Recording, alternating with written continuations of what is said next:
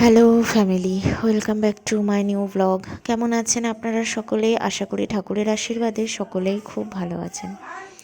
তো দেখুন, আজ আপনাদের সঙ্গে শেয়ার করছি ব্লগটা। এখন বাজে সকাল 8টা, আর আজকে কিন্তু ছেলে অনেক সকাল সকাল উঠে গেছে, আর আমি বিছানাপত্র গুছিয়ে চলে আসলাম রান্নাঘরে। আমি এখন রান্না করছি, এই যে চিকেন রান্না করব। আজকে আমার ভীষণ ফ্রায়েড রাইস আর চিকেন কষা খেতে ইচ্ছা করছে, সেই জন্য বাড়িতেই বানানো হবে। তো আমি চিকেনটা বানাচ্ছি আর মা ফ্রায়েড রাইস বানাবে। আর লেগ পিস নিয়ে নিয়েছি দুটো, ছেলের জন্য একটা, আমার জন্য একটা। তো এই যে বাবু কিন্তু অনেকটাই এনেছে, আর যেহেতু আমাদের বাড়িতে দিদির ছেলে তারপর ভাই আছে, তো সবাইকেই দিতে হয়।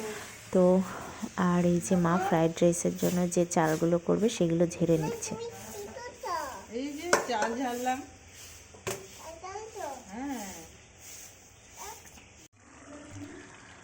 আর এই যে দেখুন, আমার কিন্তু প্রায় মাংসটা কষে এসছে, আর না অনেকটা তেল বেরিয়েছে।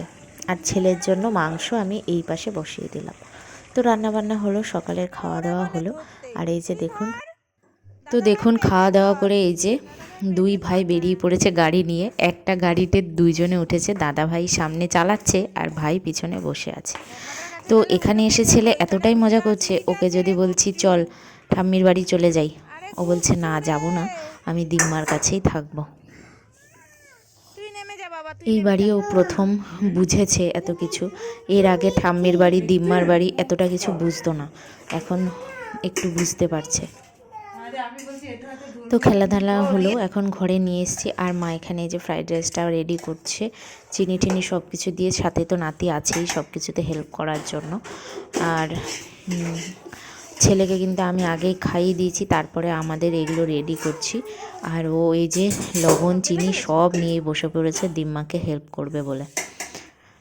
আর এই যে হয়ে গেছে, ওকে কিন্তু আমি আগে খাইয়েছি মাছ ভাত, কিন্তু এখন আবার দাদু ভাইয়ের সঙ্গে ফ্রাইড রাইস নিয়ে বসেছে। যতটুকু খাবে খাক, এই যে আমারটা, আমিও বসে পড়বো, মাও বসে পড়বে, আমরা খেতে বসে পড়বো। দিয়ে দেবো মোটা বড় ঠান্ডা যাবে ঠান্ডা হোক।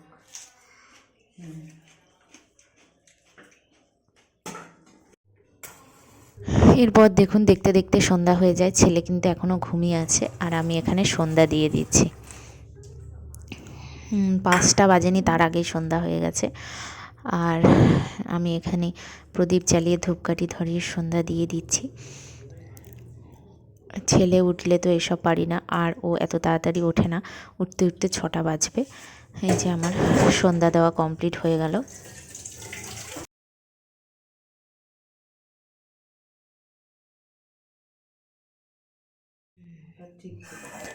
তো ছেলে কিন্তু উঠে গেছে, আর এখানে মা বসে সন্ধ্যাবেলা সকালের তরকারিগুলো কাটছে, আর আমি ছেলের জন্য দুধ গরম করে নিয়েছি, ওকে এখন দুধ দেব।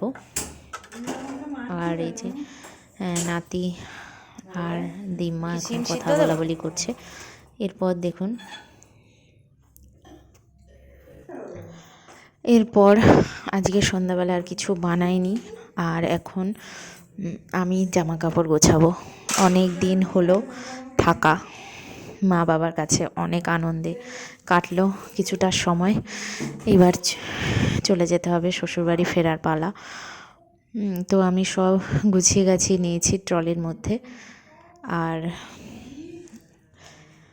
মনটা তো অনেকটাই খারাপ লাগছে, ছেড়ে যেতে একদম ইচ্ছা করছে না, কিন্তু তাও যেতেই হবে।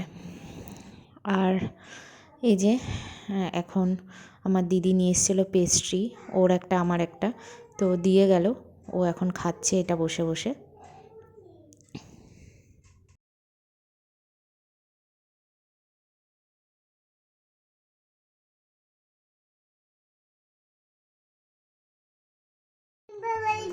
এরপর দিম্মা একটু খই খাচ্ছিল, গুড় দেওয়া খই। ব্যাস, নাতি চলে এসছে, এইসব নিয়ে আবার বদমাশি শুরু হয়ে গেছে। সারা খাটে ছড়া ছড়ি ছেটা ছেটি চলছে।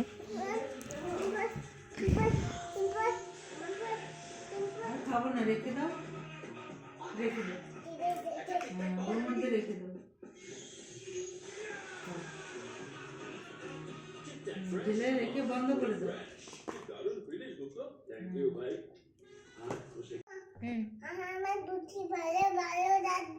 ভালো লাগছে, খাও বাবা।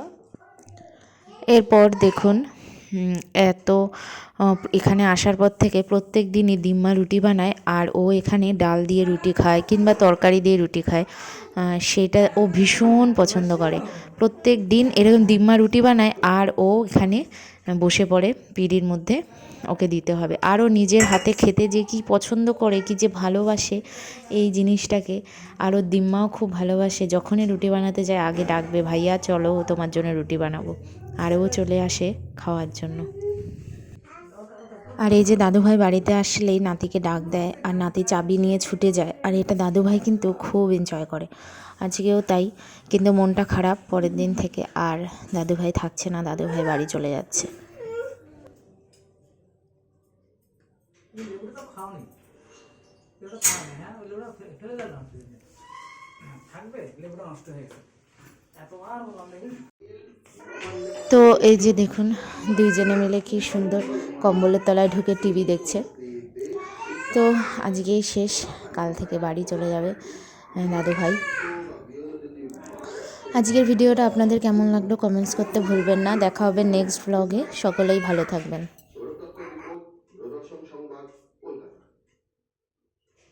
ভোটার তালিকার বিশেষ নিবিড় সংশোধন এসআইআর এর কাজ নিয়ে নির্বাচন কমিশনের ভূমিকায় ফের